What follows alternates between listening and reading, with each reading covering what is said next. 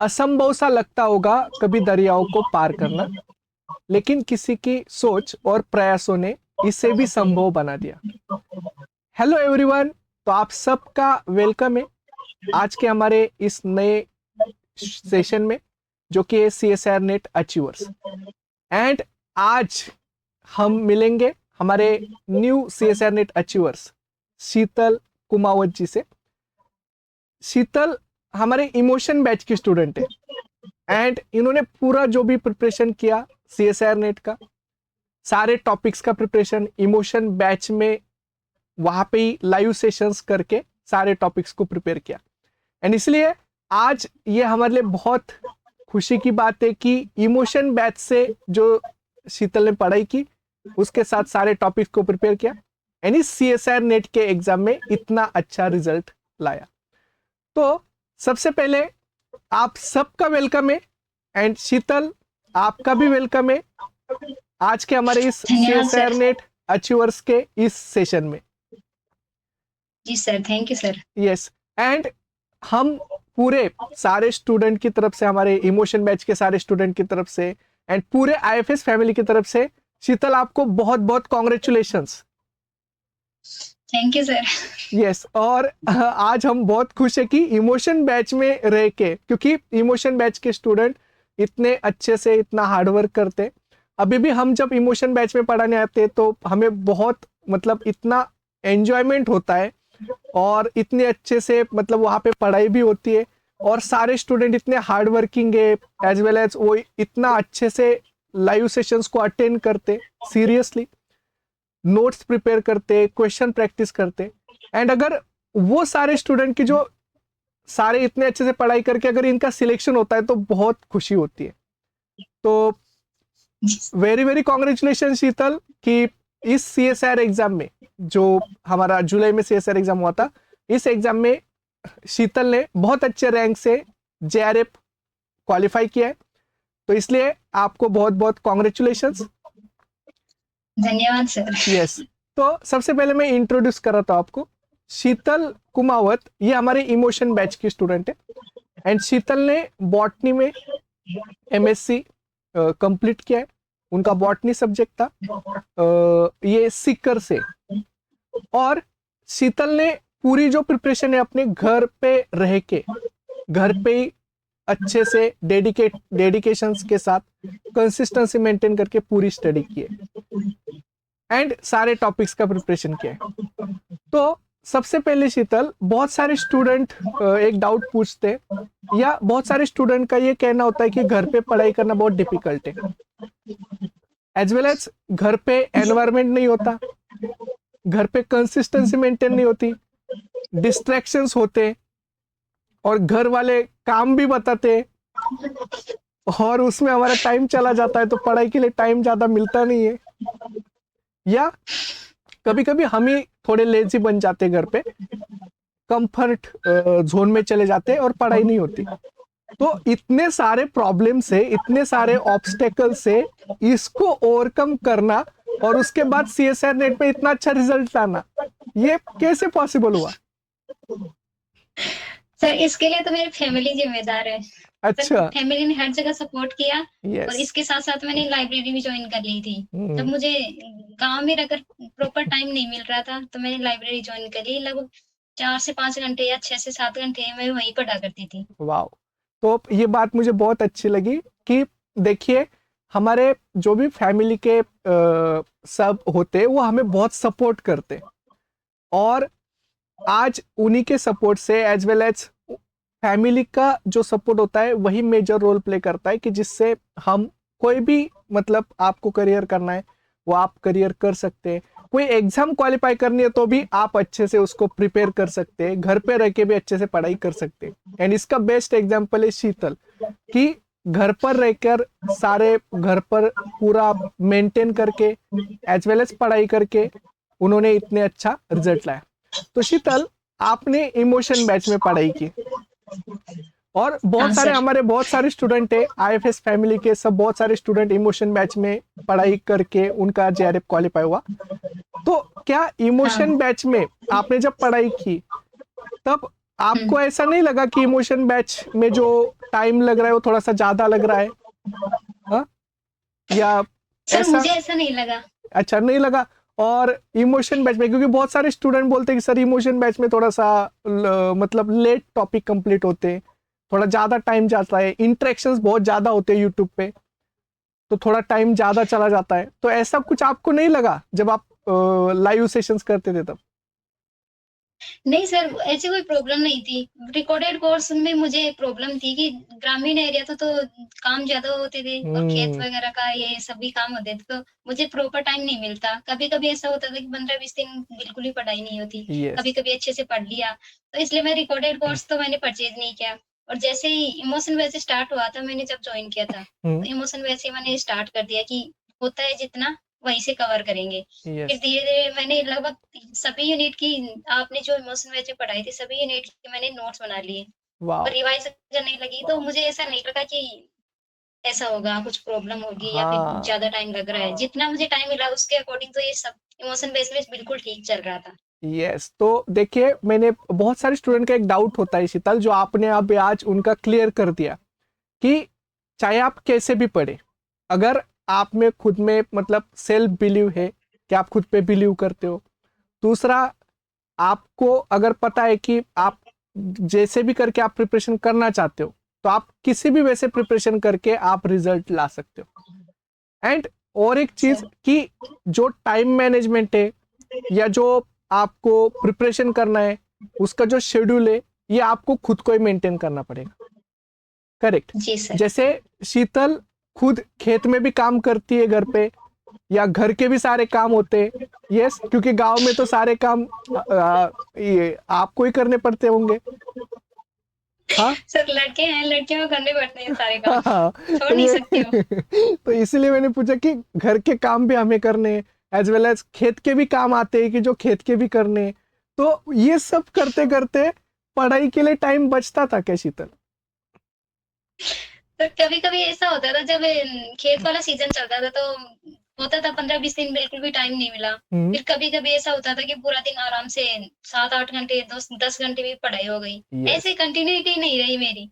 हाँ। कभी मिला तो पढ़ लिया, नहीं मिला तो छोड़ दिया। यस। ऐसे प्रॉपर नहीं की मैंने पढ़ाई। हाँ, तो देखिए, मतलब कि ऐसा नहीं है कि आपको हमेशा डेली के डेली आपको उतना टाइम मिलेगा ही पढ़ने के लिए। हाँ सर। मतलब आपने एडजस्ट किया, जब भी टाइम मिला तब आपने पढ़ाई की अच्छे से, और अच्छे हाँ से सर। सारे टॉपिक्स को प्रिपेयर किया। तो शीतल, इमोशन हाँ बैच सर। में आपने सारे टॉपिक्स प्रिपेयर कर लिए?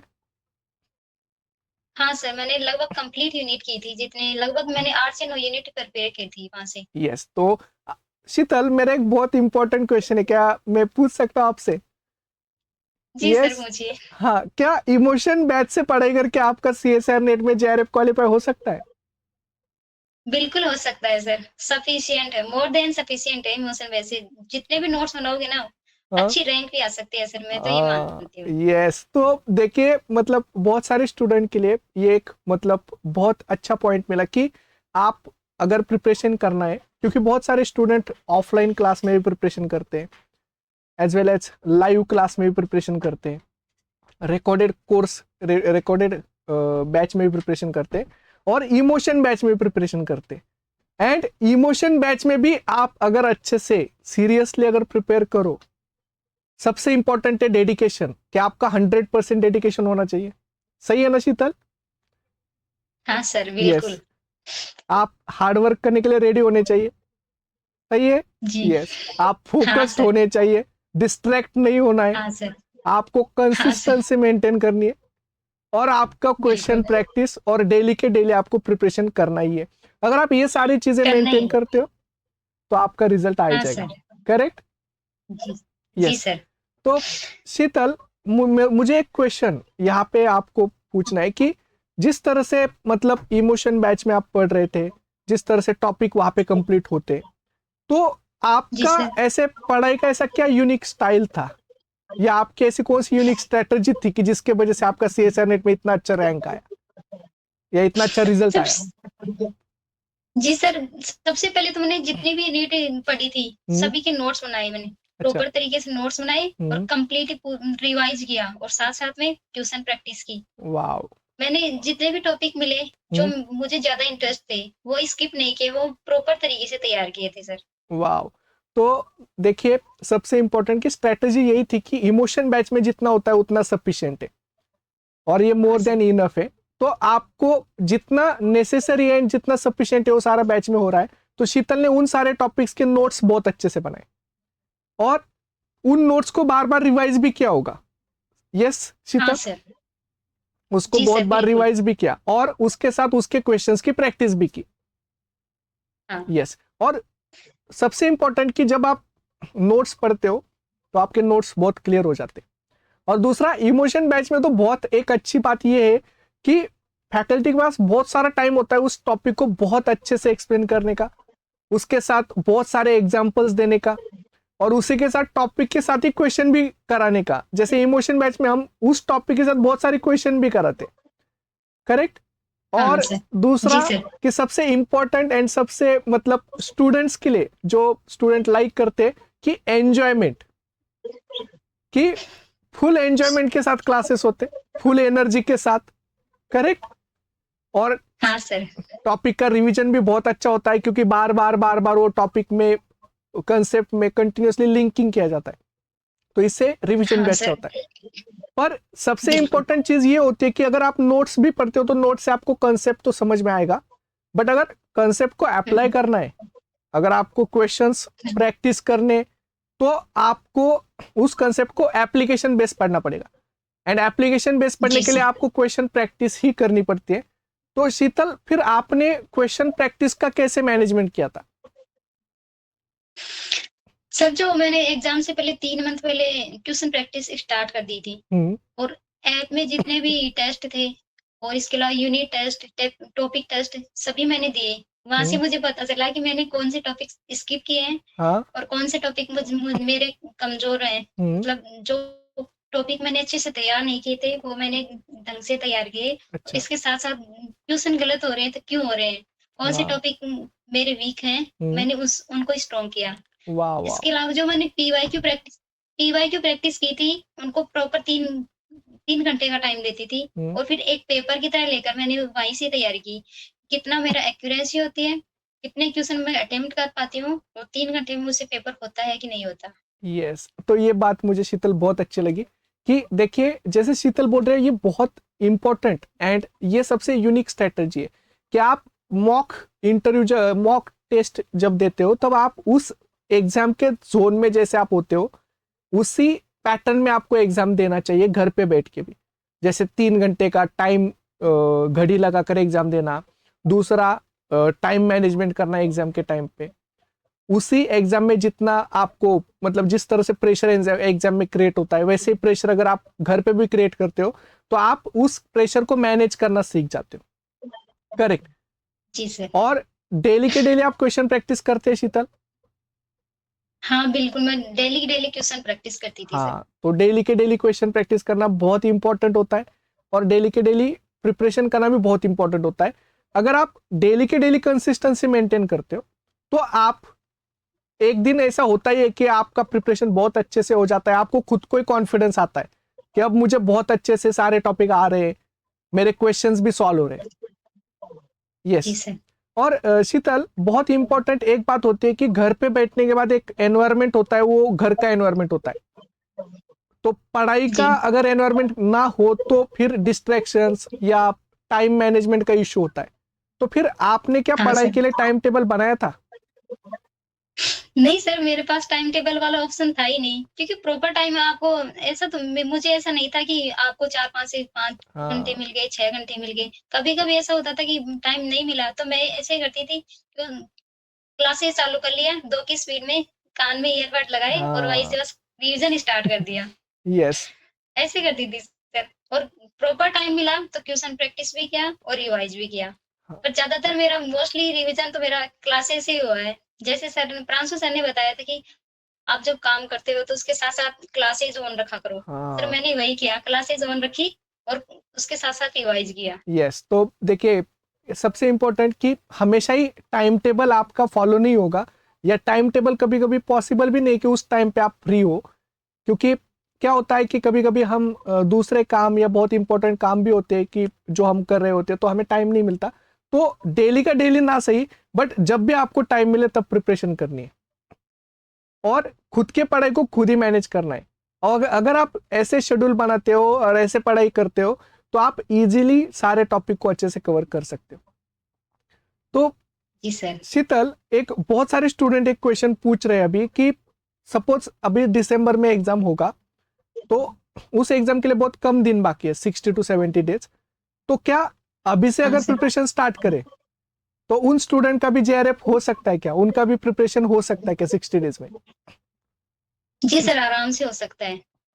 पर उनको कुछ तरीके अपनाने पड़ेंगे। यही है कि ट्यूशन प्रैक्टिस चलनी चाहिए, हाँ साथ में रिवीजन चलना ही चाहिए। और रिवीजन भी वो जो आपको टॉपिक आते हैं उनको अच्छे से तैयार करना है। जो नए हाँ टॉपिक हैं उनको ऐसे नहीं है कि नए टॉपिक पर ज़्यादा ध्यान ध्यान दिया और रिवीजन रह गया, ऐसे हाँ। नहीं है। रिवीजन पर ज़्यादा ध्यान देना है। नए टॉपिक हैं उनको भी तैयार करना है, पर सबसे बेस्ट रिवीजन और ट्यूशन प्रैक्टिस है सर। यस, तो ये शीतल मुझे एक बात बहुत अच्छी लगी है कि देखिए, आप अगर अभी भी स्टार्ट करते हो तो भी आप प्रिपरेशन कर सकते हो और आपका रिजल्ट बहुत अच्छा आएगा। बस आपको टॉपिक का प्रिपरेशन बहुत अच्छे से करना है और साथ साथ जैसे शीतल बोल रहे हैं रिविजन्स, क्योंकि revision is the key of success.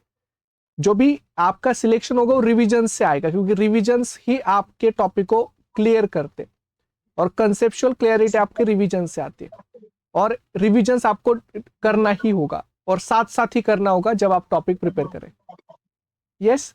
और सबसे इंपॉर्टेंट शीतल कि बहुत सारे स्टूडेंट को डिस्ट्रैक्शंस होते हैं, जैसे आजकल सोशल मीडिया बहुत ही ज्यादा एक्टिव है, तो बहुत सारा टाइम वहां पे वेस्ट हो जाता है और इस हाँ वजह सर। से टाइम मैनेजमेंट नहीं हो पाता। तो क्या आपका भी डिस्ट्रैक्शन होता था क्या? क्योंकि आप भी तो यूट्यूब से पढ़ती थी और यूट्यूब में पढ़ने के नहीं सिवा सर। बहुत सारे मतलब ऑप्शन है वहां पे भी, पर फिर भी आप फिर यूट्यूब पे डिस्ट्रैक्शन होता है क्या? आपका भी हुआ था क्या मतलब? सर इतना तो नहीं होता था, पर कभी-कभी ऐसा लगता था कि थोड़े क्लासेस स्किप करके कुछ एक्स्ट्रा चीज़ें देख ली जाए, जैसे हाँ। मूवी वगैरह, इनमें चला जाता था। हम्म। शॉर्ट्स वगैरह तो मैं नहीं देखती थी, पर कभी-कभी मूवी देखने का विचार होता था, तो ज़्यादातर मैं रात के टाइम कभी-कभी देखती थी। वैसे तो मुझे प्रॉब्लम नहीं हुई, जितने भी मैंने आईपीएस की क्लासेस ली, हम्म। वो ऐप से ज़्यादातर तो क्लासेस मैंने ऐप से लेने स्टार्ट कर दी, क्योंकि अच्छा। वहाँ पर आपको एक्स्ट्रा ऐसे वीडियो दिखाई नहीं देंगे। हाँ तो तो ऐसी प्रॉब्लम मुझे ज़्यादातर तो नहीं हुई और सोशल मीडिया से मैं बिल्कुल दूर थी। यस, तो ये देखिए, ये शीतल मुझे ये एक बात बहुत अच्छी लगी, मैं रिपीट कर रहा हूँ कि देखिए, सोशल मीडिया से पहले दूरी करना है कि जो आपका टाइम वेस्ट करते, जो कि आपके लिए कोई काम के नहीं है, या जो शॉर्ट्स देखना या बाकी की इंफॉर्मेशन या बाकी की चीजें, जो कि मूवीज देखना, जहां पे आपका टाइम वेस्ट हो रहा है वहां पे आप ज्यादा मत जाइए। दूसरा, शीतल जैसे बोल रहे कि डिस्ट्रैक्शन को अगर आपको ओवरकम करना है तो आप स्विच करो, जैसे वो ऐप पे गए और ऐप पे पढ़ाई की, तो ऐप पे तो दूसरा कुछ होता ही नहीं है, तो आप सिर्फ क्लासेस ही कर सकते हो। करेक्ट। और तीसरा, जब जी भी सर। उनका माइंड लगता था कि हाँ अभी मैं थोड़ा सा मतलब मूवीज देखूं या अभी मैं माइंड को थोड़ा फ्रेश करूं, तो वो मूवीज भी आप देखने चाहिए, क्योंकि उससे आपका माइंड फ्रेश हो जाता है और आपको मतलब पढ़ाई का ज्यादा प्रेशर नहीं आता, आप रिलैक्स्ड हो जाते हो और उसके वजह से आपका माइंड अगर फ्रेश हुआ, रिलैक्स्ड हुए आप, तो आपकी पढ़ाई बहुत अच्छी होती है। करेक्ट। तो जी डिस्ट्रैक्शन सर। होता है, वो उनको होता है जो खुद ही मतलब डिस्ट्रैक्ट हो गए, जो कि मतलब सोशल मीडिया पे ज्यादा एक्टिव है, या जो कि मतलब टाइम का अच्छे से मैनेजमेंट नहीं कर रहे, जिनका शेड्यूल नहीं है और जिनका डेली का डेली फिक्स नहीं है कि मुझे आज ये करना ही है। तो उनके लिए फिर बहुत सारे ऑप्शन है कि जिसमें सोशल मीडिया पे उनका टाइम वेस्ट हो सकता है। तो इसलिए हमारा हाँ सर। टाइम, क्योंकि ऐसा बोलते हैं कि टाइम जो होती है, टाइम की वैल्यू है, क्योंकि जी। आज बीता हुआ समय फिर से कल आने वाला नहीं है। तो इसलिए जी। टाइम की वैल्यू करो, टाइम का अच्छे से मैनेजमेंट करो। और बहुत बार शीतल ऐसा भी होता है कि मतलब हम मतलब जब भी हमारे मन से मतलब हम जो चाहते थे वैसा नहीं हुआ, जैसे आप अगर आज पढ़ाई करना चाहते थे और पढ़ाई नहीं हुआ, तो हमें हाँ बहुत सर। बुरा लगता है, हम अंदर से टूट जाते हैं, डिमोटिवेशन आता है, डिप्रेशन जैसे फीलिंग होता है कि मेरे आज का टाइम खराब हो गया या 2 दिन खराब हो गए, तो फिर आगे जाके पढ़ाई करना बहुत डिफिकल्ट हो जाता है। तो क्या ये हाँ सर। आपके साथ भी हो रहा था ऐसा कि आपको बहुत ज्यादा मतलब डिमोटिवेशन आना, थोड़ा सा कभी बुरा लगना कि आज मेरा ये काम करना था लेकिन नहीं हुआ? हाँ सर, कभी कभी होता था जब मुझे टाइम नहीं मिलता था और फिर पढ़ाई नहीं होती तो तब मुझे ऐसा लगता था कि मुझे प्रिपरेशन छोड़ ही देनी चाहिए। हाँ। लेकिन जब मुझे ऐसा लगने लगा कि अब ऐसा हो रहा है तो हम्म। मैं भैया से या फिर अपनी फैमिली से बात कर लेती थी या फिर फ्रेंड से बात कर लेती थी, तो हम्म। ऐसा इतना प्रॉब्लम नहीं हुई। पर ज्यादातर मुझे प्रॉब्लम होती तो मैं अपने भैया से ही बात करती थी। हाँ तो कोई भी इश्यू हुआ, भैया से बात कर ली, ठीक हो गया, बस फिर वापस स्टडी में लग गई। यस, तो देखिए सबसे इम्पोर्टेंट कि ये नॉर्मल है, जैसे नेचुरल है कि आपको कभी डिमोटिवेशन होगा, कभी आपको लो फील होगा, क्योंकि हमेशा हर दिन एक जैसा नहीं होता। हमेशा हमारे जो भी ओवर थिंकिंग्स या हमारे माइंड में थॉट्स आते जाते रहते हैं, तो उसके वजह से हमें थोड़ा सा वीक या थोड़ा निगेटिव होना या थोड़ा डिमोटिवेशन होना वो नेचुरल है। तो अगर आप ऐसा होता है तो जैसे शीतल बोल रहे हो वो बहुत अच्छी बात है कि आप उनसे कांटेक्ट करो कि जो आपको मोटिवेट करते हैं, जिनसे आपको पॉजिटिव फीलिंग आती है। जैसे बहुत सारे स्टूडेंट हमसे कनेक्ट होते हैं या हमें पूछते हैं सर हमें क्या करना चाहिए। जैसे शीतल है कि शीतल अपने भैया से बात करती थी कि जिससे उनको पॉजिटिव फीलिंग आता है, और ये होता है कि हमारा वो फेज से वो फेज चला जाता है। करेक्ट?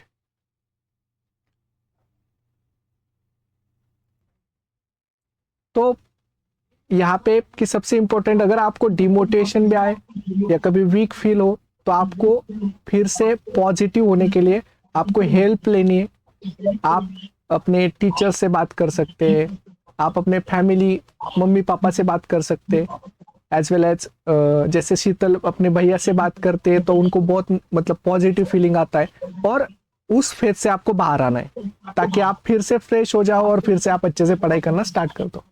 एंड ऐसा कहते हैं ना कि हमेशा जी ये सर। याद रखना है कि बेहतरीन दिनों के लिए बुरे दिनों से लड़ना पड़ता है। और ये यस सर। जो भी आपके लाइफ में प्रॉब्लम्स आते हैं या जो ऑब्स्टेकल्स आते हैं, ये एक्चुअल में प्रॉब्लम नहीं होते, तो वो आपको लर्निंग देने के लिए आते हैं, उससे आपको बहुत सारी सीख मिलती है। इसलिए हमेशा फेलियर्स को एज अ फेलियर नहीं लेना है, तो आज एज अ अपॉर्चुनिटी लेना है, ताकि उन फेलियर से आप बहुत सारी कुछ सीख जाओ, आप अपने लाइफ में कुछ पॉजिटिव चेंज लाओ और आप आगे बढ़ो। यस। तो शीतल, अभी बहुत सारे स्टूडेंट जो होते हैं कि उनको क्वेश्चन की मतलब क्वेश्चन सॉल्व करने की दिक्कत आती है, क्वेश्चन प्रैक्टिस करने में बहुत दिक्कत आती है, क्वेश्चन समझ में नहीं आता, क्वेश्चन का एनालिसिस नहीं होता। एंड बहुत बार तो बहुत सारे स्टूडेंट का एक क्वेश्चन है कि सर हम हिंदी मीडियम से, और हिंदी मीडियम से होने की वजह से हमें क्वेश्चन समझ में नहीं आता, क्वेश्चन का एनालिसिस नहीं होता। तो क्या ये दिक्कत आपके साथ भी हो रही थी क्या? जी सर, मुझे लास्ट तक ये दिक्कत हुई थी। जब से मैंने नेट वाली प्रिपरेशन स्टार्ट की थी, हम्म। तभी से मुझे ये दिक्कत होने स्टार्ट हो गई थी। तब मुझे स्टार्ट में तो लगा था कि मुझे इंग्लिश वाली कोचिंग स्टार्ट करनी पड़ेगी। फिर धीरे-धीरे जैसे आईफे से पढ़ना स्टार्ट किया, तो वहाँ पर हिंदी और इंग्लिश मीडियम मिक्स थी। हम्म। तो मुझे कभी ऐसा लगा नहीं कि मैं हिंदी मीडियम से हूँ। पर हाँ। ट्यूशन प्रैक्टिस करना स्टार्ट किया, तो आईएफएस ऐप्स पर कुछ क्वेश्चन थे, कुछ टेस्ट थे और कुछ आपने सोल्व करवाए। हर क्लास में लगभग 5 से 7 क्वेश्चन तो होते ही थे। हाँ। जब वहाँ से स्टार्ट किया तो कोई प्रॉब्लम नहीं आई। फिर धीरे-धीरे जो पीवाईक्यू बुक थी, वहाँ ट्यूशन प्रैक्टिस अच्छे से की, और जो समझ नहीं आया या फिर इंग्लिश में था, तो वहाँ से मोबाइल ट्रांसलेट का काम काम में लिया और वहीं से पूरी तरीके से प्रिपरेशन की थी मैंने। यस, तो मतलब प्रिपरेशन की थी। बहुत सारे स्टूडेंट जो हिंदी मीडियम के, वो हिंदी मीडियम के है तो उनको मतलब टेंशन लेने की कोई जरूरत नहीं है कि स्टार्टिंग में थोड़ा सा प्रॉब्लम होता है जब आप हिंदी मीडियम से इंग्लिश के जो क्वेश्चन है वो समझने की कोशिश करते हो, लेकिन एक बार आपने ट्राई किया और आपने प्रैक्टिस करना स्टार्ट किया तो वो क्वेश्चन सब समझ में आते। करेक्ट? हाँ सर। यस। तो जी सर। देखिए जस्ट ये प्रैक्टिस आपको करनी पड़ेगी। और दूसरा, अगर आपको कुछ वर्ड्स का मीनिंग नहीं समझ में आ रहा है तो आप गूगल ट्रांसलेटर से उसको समझ सकते। हाँ सर। यस। अभी शीतल, बहुत बार हम डिस्कस करते कि लाइफ साइंस में वैसे 13 यूनिट्स है और एप्टीट्यूड हाँ। मतलब सिलेबस बहुत वास्ट है, बहुत बड़ा है, और हाँ इतना सर। बड़ा सिलेबस मतलब जैसे कि आपको एक समुंदर पार करना है और उसको पार करके फिर उधर जाना है, और स्टूडेंट बोलते कि सर इतने सारे यूनिट्स कैसे होंगे, मतलब और एप्टीट्यूड भी करना है, ऐसा भी नहीं कि मतलब आपको सिर्फ 13 यूनिट्स करने।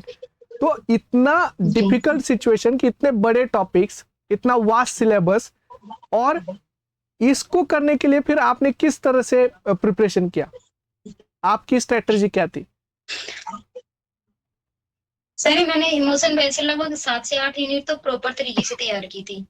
एक यूनिट मैंने मेथड इन बायोलॉजी जो थी वो मैंने कंप्लीटली तैयार नहीं की थी, आधी यूनिट तैयार की थी और अच्छा। आधी स्किप कर दी थी। हम्म। इसके अलावा जो जेनेटिक्स के लगभग 19 लेक्चर थे सर के, हम्म। केसी सर के, वो लेक्चर तैयार किए एक्स्ट्रा में। और कुछ और भी दो दो तीन यूनिट थी, उनके कुछ स्पेसिफिक टॉपिक ही तैयार किए। अच्छा। मैंने प्रॉपर तो 7 से 8 यूनिट की थी। हम्म। इसके अलावा जो मैपिंग सीरीज चल रही थी एग्जाम के टाइम, हम्म। तो वो मैंने कंप्लीटली अच्छी तरीके से ली और उनका रिवीजन भी किया। तो उनसे मुझे बहुत ज्यादा प्रॉफिट मिला। वाओ। तो ये क्वेश्चन तो मैं अभी पूछने वाला था कि जैसे हमारा CSR नेट के लिए एग्जाम मैपिंग होता है, अंतिम वार के सेशंस होते हैं, लास्ट में अप्लाइड सर जो टॉपिक्स को पढ़ने के लिए सेशंस होते, क्वेश्चन प्रैक्टिस के बहुत सारे सेशन होते, तो क्या ये सच में बेनिफिट होता है क्या उसका एग्जाम में? सर बिल्कुल बहुत ज्यादा बेनिफिट होता है। सर मैंने पिछली एग्जाम दी थी, उसमें मैंने मैपिंग सीरीज स्किप कर दी थी। अच्छा। इस बार मैं तो मेरा सिलेक्शन नहीं हुआ था और मैंने ट्यूशन प्रैक्टिस भी कम ही की थी। लेकिन हम्म। इस बार मैंने पूरी मैपिंग सीरीज अच्छे से तैयार की थी। हम्म। और इसके साथ साथ जो पेपर डिस्कशन थे, जितने भी 4 से 5 साल के पेपर डिस्कशन भी देखे थे, वहां से हम्म। मुझे कुछ कुछ ऐसे नए टॉपिक, क्वेश्चन को कैसे रीड किया जाता है, क्वेश्चन हम्म। में कहाँ गलती होने के चांस है, वो सब मैंने प्रॉपर तरीके से देखा और प्रॉपर तैयार किया था सर। यस, तो देखिए आपको मतलब जैसे हम बोलते हैं ना शीतल, कि आप जितना करोगे उतना कम है, और हाँ सर। आपको मतलब कंप्लीट सिलेबस करने की जरूरत नहीं है, आपको जो आता हाँ है वो अच्छे से करो और जितना आप कर सकते हो उतना करो। करेक्ट। जी सर। ये हाँ सबसे सर। Best way. अगर आपको सिलेक्शन चाहिए और आपको अगर एग्जाम क्वालिफाई करनी है, तो सबसे बेस्ट वे कि अपने स्ट्रेंथ को पहचानो, जितने टॉपिक्स आप कर सकते हो उतना मन लगा के डेडिकेशन के साथ करो, जितनी क्वेश्चन प्रैक्टिस कर सकते हो उतना करो, एंड खुद के ऊपर बिलीव रखो कि जितना आप कर रहे हो उतना सफिशिएंट है। यस, आपका फाइनल एग्जाम में बहुत अच्छा सिलेक्शन होगा। जी सर। यस। तो अभी शीतल, अभी सपोज कि बहुत सारे स्टूडेंट अभी प्रिपरेशन कर रहे हैं, टॉपिक्स का हाँ सर। अंडरस्टैंडिंग कर रहे हैं, तो उनके लिए आप क्या मतलब सजेस्ट करोगे कि उन्होंने और अपने प्रिपरेशन को कैसे और वो बूस्ट कर सकते, और उन्होंने क्या क्या चीजें ध्यान में रखनी चाहिए और क्या क्या चीजें नहीं करनी चाहिए, तो उनके लिए डूज एंड डोंट्स क्या क्या होने चाहिए? सर सबसे पहले करनी चाहिए उसमें तो यह है कि रिवीजन अच्छी तरीके से करो। हम्म। आपने जितने भी यूनिट तैयार किए हैं प्रॉपर तरीके से उनका रिवीजन करो, हम्म। स्किप मत करो उनको। लगभग 7 से 8 यूनिट आपको आराम से नेट में क्वालिफाई होने के लिए पर्याप्त हैं। यस। और इसके साथ साथ जो मैपिंग सीरीज आईएफएस में मैपिंग सीरीज चलते हैं, हम्म। वो भी उनका रिवीजन करो। और हम्म। साथ साथ में ट्यूशन हम्म। प्रैक्टिस बहुत ज्यादा जरूरी है। अगर यस। ट्यूशन आपने रिवीजन कर लिया और ट्यूशन प्रैक्टिस बिल्कुल भी नहीं की, हम्म। तो हो सकता है कि आप ट्यूशन जो आपने एग्जाम में क्वेश्चन किए हैं हम्म। गलत होने के चांस हो, टाइम मैनेजमेंट हाँ। नहीं हो पाएगा। तो इसके लिए आपको ट्यूशन प्रैक्टिस भी जरूरी है। हम्म। और नहीं करनी चाहिए उसमें यही है कि सर सोशल मीडिया से जितना हो सके उतना दूर रहिए। ये बहुत अच्छी यही है बात है। सर मेरे लिए तो। ये बहुत अच्छी बात है। शीतल ने बताई कि सोशल मीडिया से तो पहले दूरी बना लो, अंडरग्राउंड हो जाओ, अभी पढ़ाई तक कर, कंटिन्यूअसली पढ़ाई अगर आपको अच्छे से करनी है, तो आपको जो चीजों आपके टाइम वेस्ट करते हैं उनसे दूर जाना चाहिए। यस। और जी दूसरी चीज, क्वेश्चन प्रैक्टिस, जो शीतल ने बताया वो पॉइंट बहुत अच्छा है कि क्वेश्चन प्रैक्टिस से ही आपको खुद का समझ में आएगा कि आपको कितना आ रहा है, आपका टॉपिक कितना अंडरस्टैंड है। करेक्ट। और तीसरा, जी सर। कंटिन्यूअसली आपको तो यूनिट्स को प्रिपेयर करते हुए आपको रीडिंग भी करना है और उसके साथ रिविजन्स भी करने हैं। तो दोनों को साथ में रखो, रिविजन्स साथ साथ करते रहो। हाँ। और जी फोर्थ पॉइंट जो शीतल ने बताया वो बहुत इंपॉर्टेंट है कि आप 7-8 यूनिट या आप जितना कर सकते हो, मैं तो यही बोलता हूं कि आपका जो स्ट्रॉन्ग पॉइंट है कि आप जितना कर सकते हो उतना करो। करेक्ट। मतलब हाँ सर। ऐसा हम कहते हैं ना कि शीतल, कि आपको अगर मतलब आप युद्ध से पहले अगर आप बहुत मतलब पढ़ाई करते हो या बहुत पसीना बहाते हो, तो यूथ में आपको खून बहाना नहीं पड़ता। यस, जी तो बिल्कुल सर। जितना ज्यादा प्रिपरेशन करोगे उतना आपके लिए बेस्ट है। हाँ, जी सर। और बहुत हाँ सर। बार शीतल एक क्वेश्चन स्टूडेंट बहुत बार पूछते हैं कि सर मैथ से बहुत डर लगता है, सर ये एप्टीट्यूड कि जो हो नहीं पाता है, तो ये एप्टीट्यूड का जो डर है या मैथ्स का जो डर है वो डर आपको भी लगता है क्या? जी सर, वो बिल्कुल लगता है। अच्छा। लाइफ साइंस के स्टूडेंट हैं, उनको मैथ से बिल्कुल डर लगता हम्म। है। जो मैंने एप्टीट्यूड तैयार किया था वो आईएफएस का एप्टीट्यूड चैनल था। हम्म। वहीं से मैंने जितने भी क्लासें ली वो ऐसी ली थी, और वहां से मुझे लगा कि हाँ भाई अपने 5-10 क्वेश्चन तो बन जाएंगे। हाँ। लेकिन मैंने एग्जाम में केवल 4 क्वेश्चन किए थे। लेकिन ये मतलब देखिए कि शीतल जैसे देखो हम सब जब लाइफ साइंस के स्टूडेंट है तो हम पहले से मैथ से तो बहुत डरते, क्योंकि हमें पहले फियर लगता ही है कि अब मैथ्स कैसे होगा, और दूसरा चीज की एग्जाम में जाके अगर क्वेश्चन सॉल्व करना है तो उसके लिए तो मतलब बहुत ज्यादा मतलब हमारे पास कॉन्फिडेंस चाहिए। करेक्ट, क्योंकि आप एप्टीट्यूड का क्वेश्चन सॉल्व कर रहे हो। लाइफ साइंस के क्वेश्चन तो हमें सिंपल लगते हैं लेकिन एप्टीट्यूड डिफिकल्ट लगता है। लेकिन हाँ सर। शीतल आप क्या सजेस्ट करोगे कि क्या स्टूडेंट ने एप्टीट्यूड को प्रिपेयर करना चाहिए या नहीं करना चाहिए? सर करना चाहिए। अगर यस। आप नंबर अच्छे आ रहे हैं तो उसके साथ साथ रैंक भी अच्छी आएगी। अगर आपने एप्टीट्यूड अच्छे से तैयार किया है तो हो सकता है जो आपकी रैंक पहले कम आ रही थी वो और भी बढ़िया हो सकती है। यस। नंबर जेआरएफ हो सकता है, अगर एलएस हो रहा है तो वहाँ जेआरएफ हो सकता है। चांस हाँ। अच्छे हैं सर।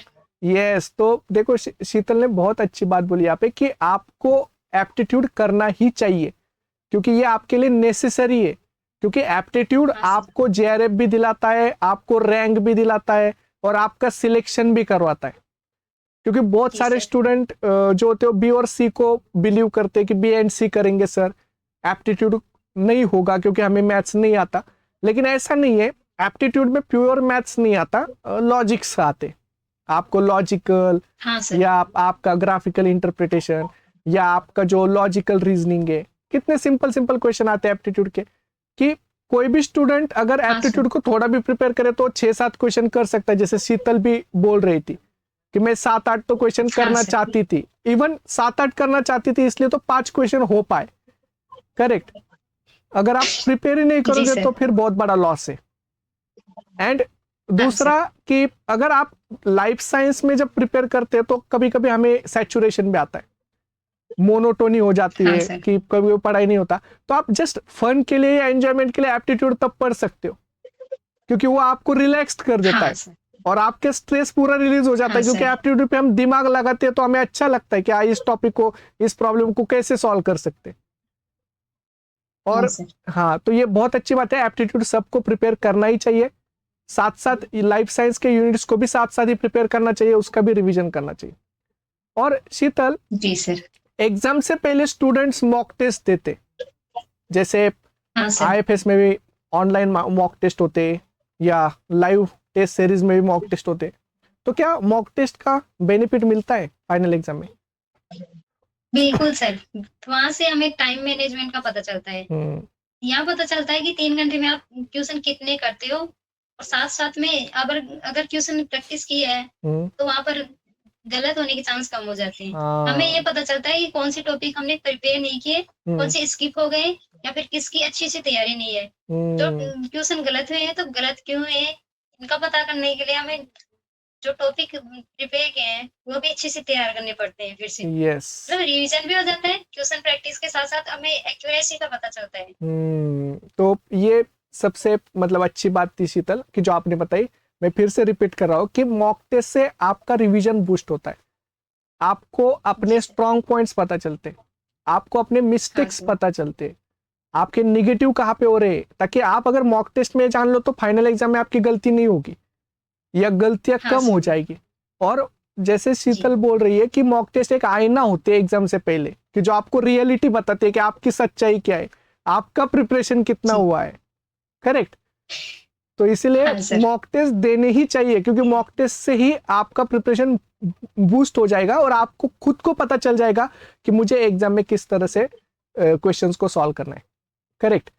हाँ सर। यस, अब जी। शीतल कुछ रैपिड फायर क्वेश्चन है जो आपको जी। सिर्फ पॉइंटेड आंसर देने।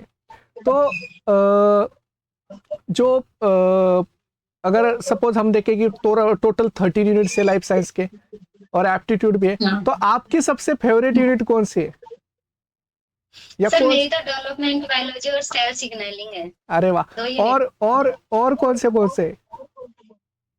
और सर मैंने मोल बायो भी रेडी की थी, वो मोल बायो भी मुझे हम्म, काफी अच्छी लगी। इसके अलावा animal physiology, plant physiology, evolution और इकोलॉजी, ये सभी यूनिट मेरे लिए तो काफी अच्छी थी। वाओ। तो मतलब जो 7 to 8 यूनिट आपने की थी वो आपकी बहुत अच्छी हुई थी हाँ प्रिपेयर। सर। यस। हाँ सर, बिल्कुल। अच्छा, सेकेंड, शीतल, अगर आप सीएसआर एग्जाम में बैठे थे तो सबसे पहले पार्ट कौन सा सॉल्व करते थे? Part A, part B, part C? Sir मैं हमेशा तो पहले पार्ट सी करती थी, हम्म। लेकिन इस बार मैंने पार्ट बी किया। अच्छा। वहां पर डायरेक्ट क्वेश्चन थे, तो हम्म। जितने क्वेश्चन मुझसे हुए मैंने किया और उसके बाद डायरेक्ट सी पार्ट में चली गई। वहां पर क्वेश्चन प्रैक्टिस की वजह से काफी बेनिफिट मिला, और हम्म। लगभग मैंने 24 क्वेश्चन अटेम्प्ट किए थे। वहां पर 21 क्वेश्चन मेरे सही हुए थे, अच्छा। और पार्ट ए में मेरे 4 ही क्वेश्चन किए थे मैंने सर। अच्छा, तो part A, part B, part C, लेकिन तीनों को अच्छे से किया। बट कभी कभी मतलब जैसे अपने ऊपर होता है कि आपको पार्ट सी करना है तो आप पार्ट सी से स्टार्ट कर सकते हैं, पार्ट बी से स्टार्ट कर सकते हैं। बस आपको टाइम मैनेजमेंट करके तीनों पार्ट को अच्छे से अटेम्प्ट करना है। उसके साथ हाँ सर। शीतल की अगला रैपिड फायर क्वेश्चन, सबसे हार्ड यूनिट आपको कौन सा लगता है? Sir biochemistry. अच्छा। मैंने बायोकेमिस्ट्री स्किप ही कर दी थी। मैंने ज्यादा से ज्यादा मैपिंग सीरीज में 1-2 क्लास ली थी, हाँ। बाकी मैंने बायोकेमिस्ट्री पूरी तरीके से स्किप कर दी। अच्छा, तो बायोकेमिस्ट्री से डर लगता है, लेकिन बायोकेमिस्ट्री सबसे ज्यादा मतलब हम बोलते हैं ना कि फेवरेट टॉपिक होता है बहुत सारे स्टूडेंट का, और वो सबसे हाँ ज्यादा सर। एंजॉयमेंट बायोकेमिस्ट्री में होता है। यस। हाँ सर, बिल्कुल। हाँ, तो और मेथड्स इन बायोलॉजी? वो भी मैंने आधी यूनिट तैयार की थी और बाकी अच्छा। स्किप की थी मैंने। हाँ, तो अच्छा है। मतलब यही 2-3 यूनिट है ना कि जो स्टूडेंट को डर लगता है उससे, क्योंकि वो बड़ी होती है ना, और हाँ सर। हाँ, हमने ज्यादा अच्छे से कभी उतना टाइम नहीं दिया होता है तो ऐसा डर लगता है उनसे। करेक्ट। हाँ सर, और वैसे भी इमोशन बेस में ये यूनिट जो नहीं करवाई गई थी वो मैंने की भी नहीं। हाँ, तो इमोशन बैच में तभी मैं बोलूं कि बायोकेमिस्ट्री तो सबकी फेवरेट यूनिट में आती है, तो इमोशन बैच में नहीं हुई थी, या इमोशन बैच में बहुत सारे कुछ हाँ सर। लेक्चर्स है बायोकेमिस्ट्री के जो अभी हाँ, भी। वो मैंने लिए थे। अच्छा है। और शीतल कि जब भी हम प्रिपरेशन करते, तो प्रिपरेशन करते वक्त हाँ हम सर। नोट्स मतलब जैसे वीडियोस देखते हैं, नोट्स हाँ प्रिपेयर करते हैं, शॉर्ट नोट्स बनाते हैं, क्वेश्चन प्रैक्टिस करते हैं। तो मुझे आप ये बताइए कि अगर हमें प्रिपरेशन करनी है तो क्या सिर्फ वीडियो देखना सफिशिएंट है क्या, या आपको नोट्स प्रिपेयर करने ही पड़ेंगे, क्वेश्चन प्रैक्टिस करनी पड़ेगी? सर, पहली बात है, अगर आपको नेट जेआरएफ क्वालिफाई करना है तो हम्म। क्लास लेने के साथ साथ आपको नोट्स भी बनाने पड़ेंगे और हम्म। क्वेश्चन प्रैक्टिस भी जरूरी है। अगर दोनों में एक भी चीज स्किप कर दी ना तो हम्म। जेआरएफ लेना मुश्किल हो जाता है सर। हाँ, तो तो दोनों चीज जरूरी है। यस, तो बहुत सारे स्टूडेंट, क्योंकि हम देखते हैं ना कि बहुत सारे स्टूडेंट ये बोलते हैं कि सर क्या नोट्स लिखना जरूरी है क्या? बहुत सारे लाइव में भी जो स्टूडेंट होते हैं हमारे, या बहुत सारे इमोशन बैच के भी स्टूडेंट है कि जो पूछ रहे हैं कि सर क्या हमें लिखने की जरूरत है क्या, क्या हम सिर्फ देख के, वीडियो देख के प्रिपरेशन नहीं कर सकते क्या? यस, या क्वेश्चन प्रैक्टिस की जरूरत है क्या? तो देखिए, आपको नोट्स प्रिपेयर करने ही होंगे, आपको क्वेश्चन प्रैक्टिस करनी होगी। यस, तभी आपका जी सर। हाँ सर। रिवीजन बहुत अच्छे से होगा। यस। अभी उसके साथ साथ कि जैसे अगर हम देखें कि सीएसआर एग्जाम जो है, ये सीएसआर एग्जाम में अगर आप डिफरेंट पार्ट को सॉल्व करते हो, जैसे पार्ट ए एप्टीट्यूड का है, part B direct question, part C सारे अप्लाइड क्वेश्चंस का, तो जी। सबसे इंपॉर्टेंट पार्ट ये है कि जब आप पार्ट सी में जाते हो तो पार्ट सी में 75 में से 25 क्वेश्चन ही करने हैं। तो ये बहुत सिंपल है कि 75 में से 25, लेकिन शीतल बहुत सारे स्टूडेंट बोलते हैं कि सर ये बहुत डिफिकल्ट है। तो फिर ये आपके हिसाब से पार्ट सी आप किस तरह से लेते हैं, और पार्ट सी में सिलेक्शन ऑफ क्वेश्चंस के लिए किस तरह से स्टूडेंट को प्रिपरेशन करना चाहिए, क्या स्ट्रेटेजी यूज करनी चाहिए? सर मैंने तो लगभग जो 7 से 8 यूनिट प्रिपेयर की थी, वहीं से जो क्वेश्चन मिले, उन यूनिट में जितने भी क्वेश्चन थे मैंने लगभग वहीं से अपने इसी पार्ट के क्वेश्चन चूज किए थे। हम्म, लगभग मुझे वहां पर 24 से 25 क्वेश्चन मिल गए थे। और इसके लिए मैं तो ये बोलूंगी, आपको सी पार्ट के लिए करना है तो ट्यूशन प्रैक्टिस करो अच्छे से, और हम्म, इसके साथ साथ जो यूनिट आपने प्रिपेयर किए हैं हम्म, वहीं के क्वेश्चन करो। अदरवाइज दूसरे क्वेश्चन में आप चले गए तो आपको लगेगा ये मुझे नहीं आ रहा है, तो हाँ, आपको हो सकता है कि ये लगे कि मेरा पेपर ये हो जाएगा या फिर हम्म, मुझे प्रॉब्लम होगी या नेट जेआरएफ नहीं होगा, हो हम्म, सकता है सर हाँ, ऐसा। तो सिलेक्शन ऑफ द क्वेश्चंस के लिए आपको आपने जो टॉपिक चुने हैं उसी टॉपिक में से हाँ क्वेश्चंस सर। को करना है। करेक्ट। जो हाँ सर। आपके फेवरेट है, जी सर। और जो नहीं आते उनको छोड़ दो, उनको पढ़ने की भी जरूरत नहीं है। हाँ सर। तो आपका टाइम बच हाँ जाएगा, और आपका वही टाइम जो है वो मेन उन्हीं टॉपिक को जाएगा जो आपके फोकस्ड है, जो आपको अच्छे से आते जी सर। हैं। यस। तो जी। अब शीतल की, जैसे CSR नेट में हम प्रिपरेशन करते, तो हम बहुत बार प्रिपरेशन करते हुए टॉपिक्स को पढ़ते हैं, लेकिन बहुत सारे टॉपिक ऐसे भी है कि जो हमें नहीं आते। जैसे आप बहुत सारे टॉपिक्स देखो, तो कुछ सब टॉपिक ऐसे होते हैं कि जो बहुत डिफिकल्ट होते हैं, कि टॉपिक में भी कुछ टॉपिक ऐसा है कि जो आपको नहीं आता है। तो फिर ऐसे जी टॉपिक्स सर। का प्रिपरेशन कैसे करें, या आपने वो टॉपिक किए थे क्या? यस। सर मैंने किए थे। अच्छा। लगभग जितने भी मुझे ऐसा लगता है ये डिफिकल्ट है तो उसको मैंने लिख कर प्रैक्टिस की थी। हम्म, जितना भी हो सके मैंने लिख कर किया। कुछ को मैंने जैसे कुछ भी काम करते हुए रिवीजन के हिसाब से किया, जैसे क्लास चालू कर दी और बैठ कर काम कर रही हूँ, तो हम्म, उससे रिवीजन भी होता गया और लिखा तो उसे अच्छी तरीके से रिवीजन हो गया सर। हाँ, तो देखिए, सबसे इम्पोर्टेंट कि जब आप टॉपिक प्रिपेयर करते हो तो ये पॉसिबल नहीं है कि आपको 100% यूनिट आएगा, या वो जी टॉपिक सर। 100% हो जाएगा। जैसे आप कोई भी टॉपिक लो, तो फिर 100% नहीं हो रहा है, तो जो टॉपिक आपको जितना आ रहा है उतना आप करो। जैसे आपको जिस टॉपिक में जो आपके स्ट्रांग पॉइंट है उनको बहुत अच्छे से प्रिपेयर करो, और जो वीक है, जैसे शीतल बोल रही थी कि मैंने लिख लिख के किया, क्योंकि लिख के टॉपिक ज्यादा क्लियर हो जाता है, और लिखने के बाद खुद को अंडरस्टैंड हो जाता है कि हाँ ये लिखा है तो इसका मतलब ये, तो धीरे धीरे धीरे टॉपिक समझ में आता है।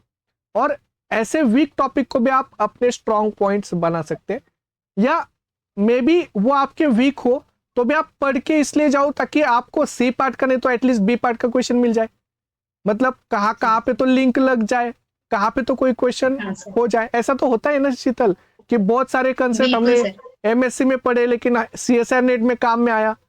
बहुत सारे कंसेप्ट हाँ। 11th 12th में पढ़े होंगे, तब आपको याद था, बट अभी CSR नेट का क्वेश्चन सॉल्व हुआ। तो हाँ सर बिल्कुल। इसका मतलब बेनिफिट कहाँ पे भी हो सकता है, पढ़ा हुआ कभी भी वेस्ट नहीं होता, आपको पढ़ी हुई हर चीज काम आती है, और इसीलिए आप जी। जितना कर सकते हो उतना कीजिए। करेक्ट। जी। यस। जी सर। तो अब शीतल कि जितने हमने पॉइंट डिस्कस किए, उन पॉइंट्स को अगर हम एक बार फिर से रिवाइज करें, तो सबसे फर्स्ट कि एक, आप इमोशन बैच में भी पढ़ते हो तो भी आप बहुत अच्छे से आपका सिलेक्शन हो सकता है। और ये बिल्कुल। सभी स्टूडेंट के लिए ये बहुत मतलब एक पॉजिटिव पॉइंट है कि देखिए, आप आपको खुद को पढ़ना है, आपको खुद को हार्डवर्क करना है। अगर आप हार्डवर्क करने के लिए रेडी हो तो आप पढ़ाई कैसे भी करो, आपका सिलेक्शन होना ही है। यस। करेक्ट। बिल्कुल।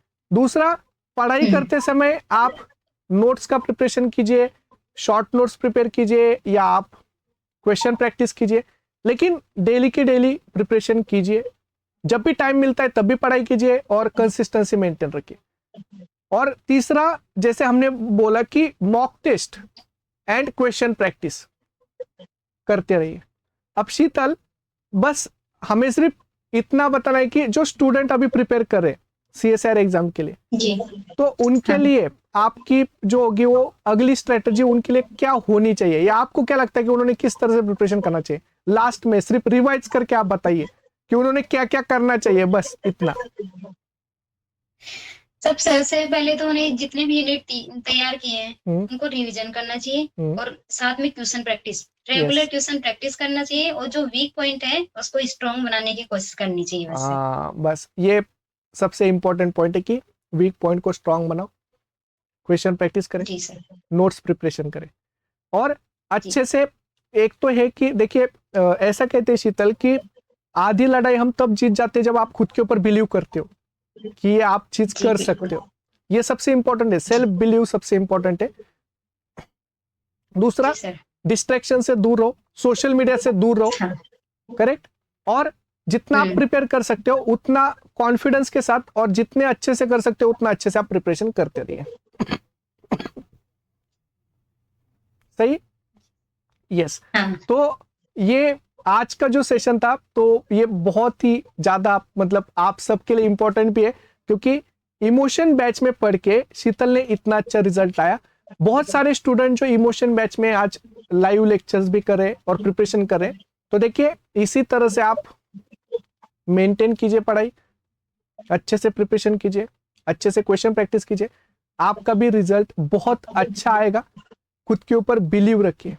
यस, तो शीतल पूरे सारे स्टूडेंट की तरफ से एज वेल एज पूरे आईएफएस फैमिली की तरफ से आपको बहुत बहुत कॉन्ग्रेचुलेशंस फिर से कि आपका धन्यवाद सर।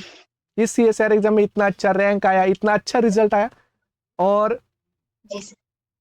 हम सब की तरफ से आपको बहुत बहुत ऑल द बेस्ट।